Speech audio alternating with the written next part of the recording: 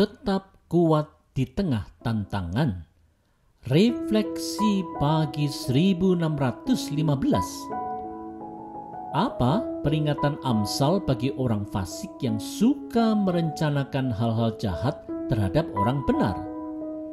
Mari dengar peringatan Amsal 24 ayat 15 dan 16. Jangan mengintai kediaman orang benar seperti orang fasik. Jangan merusak rumahnya. Sebab 7 kali orang benar jatuh, namun ia bangun kembali. Tetapi orang fasik akan roboh dalam bencana. Saudara-saudara, Kejadian 37 menceritakan bagaimana saudara-saudara Yusuf mereka-rekakan hal jahat terhadap Yusuf. Walaupun kehidupan Yusuf sempat mengalami masa-masa yang sangat sulit, Tuhan tetap menyertainya dan menolongnya. Demikian pula kehidupan Mordekai dan orang Yahudi di kitab Ester. Haman mereka-reka hal yang jahat, tetapi Tuhan melindungi dan menyelamatkan mereka. Saudara-saudara, Mazmur 37 ayat 23 dan 24 menyampaikan bahwa Tuhan menetapkan langkah-langkah orang yang hidupnya berkenan kepadanya. Sekalipun orang benar itu menghadapi berbagai tantangan berat akibat ulah orang jahat, ia tidak akan jatuh tergeletak, bukan karena ia kuat, tetapi karena ia mengandalkan kekuatan Tuhan untuk menghadapinya. Bersama Rasul Paulus di Filipi 4 ayat 13, ia akan berkata, "Segala perkara dapat kutanggung di dalam Dia yang memberi kekuatan kepadaku." Oleh sebab itu, tetaplah setia kepada Tuhan dengan segenap hati. Janganlah kita sekali-kali gentar atas segala rancangan orang yang bermaksud jahat terhadap kita. Ingat, kita memang lemah, tetapi Tuhan itu kuat. Mari kita tetap bersandar padanya.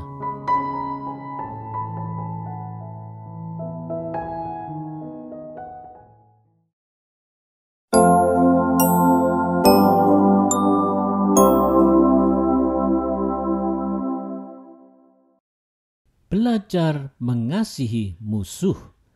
Refleksi pagi 1616. Sikap terhadap musuh seperti apa yang tidak dikenan Tuhan?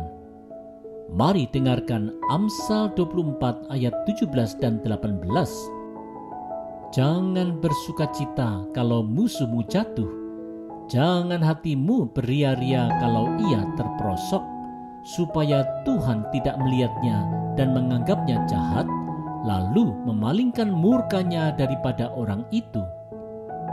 Saudara-saudara, di dalam kebencian dan keinginan membalas dendam, seseorang sering bersorak gembira kalau melihat musuhnya celaka.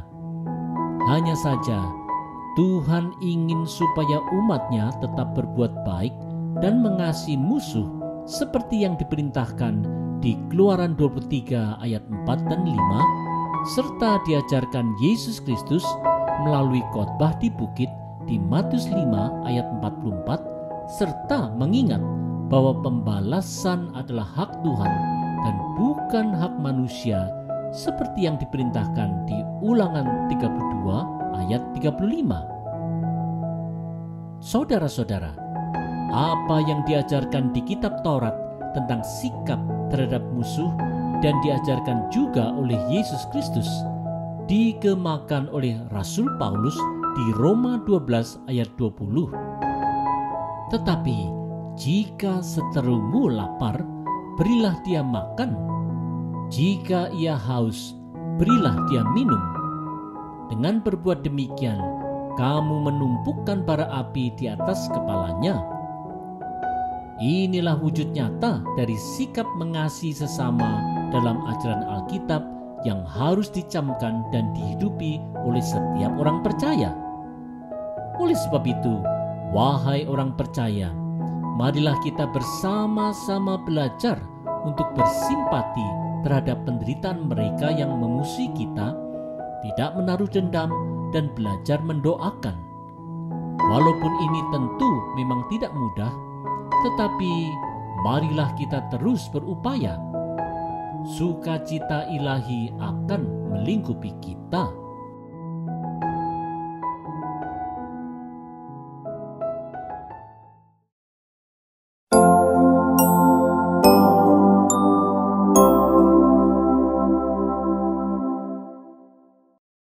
Tidak menaruh iri. Refleksi pagi 1617. Mengapa orang percaya tidak perlu marah ataupun iri terhadap orang jahat? Ini nasihat dari Amsal 24 ayat 19 dan 20. Jangan menjadi marah karena orang yang berbuat jahat. Jangan iri kepada orang fasik. Karena tidak ada masa depan bagi penjahat, pelita orang fasik akan padam. Saudara-saudara, Raja Daud di Mazmur 37 ayat 8 dan 9 mengungkapkan juga bahwa marah dan panas hati terhadap orang jahat harus ditinggalkan karena mereka pasti akan dilenyapkan. Demikian juga Asaf di Mazmur 73. Ia merasa kecewa dan marah melihat orang fasik terlihat sukses, kaya, dan hidup senang. Tetapi ia sadar setelah Tuhan menunjukkan kesudahan mereka, di mana mereka akhirnya akan dihancurkan dan dibinasakan.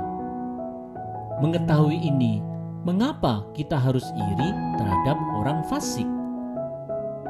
Saudara-saudara, sebagai orang percaya, kita ada kalanya merasa kecil hati, iri, bahkan marah karena melihat orang fasik terlihat berhasil dengan cara-cara yang tidak adil dan tidak benar.